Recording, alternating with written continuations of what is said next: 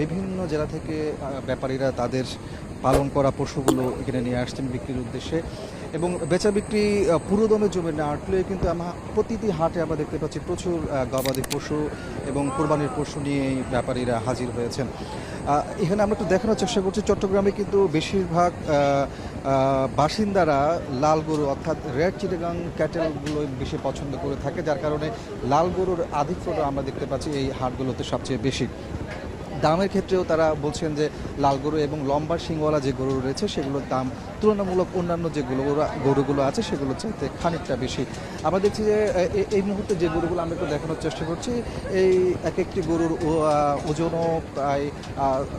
8 মণ 10 মণ কিংবা 12 মণ এরকম হবে এবং দামের ক্ষেত্রেও দেখতে পাচ্ছি 3 লাখ 4 লাখ এই দামে হাঁকানো হচ্ছে এবং গত বছরের চাইতে এবছর পশুর দাম তুলনামূলক 10 থেকে 15% পর্যন্ত বেড়েছে। এখানে যারা খামারি কিংবা ব্যাপারী আছেন তারা বলছেন গোখাদ্যের দাম যেমন বেড়েছে, পাশাপাশি মজুরি খরচ বেড়েছে, বিদ্যুতের খরচ বেড়েছে, সব কিছু মিলিয়ে তার দামের প্রভাবটি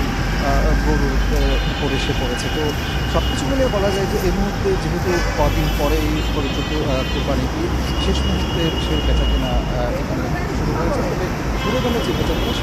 সেটি এখন আমরা লক্ষ্য করছি না, হয়তো আগামীকাল কিংবা পরশু থেকে পুরোদমে বেচাকেনা শুরু হবে এমন বলছেন এখানকার যারা ব্যবসায়ী আছেন, খামারি আছেন কিংবা ব্যাপারী আছেন তারা। তো এই ছিল আমার কাছে চট্টগ্রামের মেইন হাট বাজার থেকে কোরবানির পশু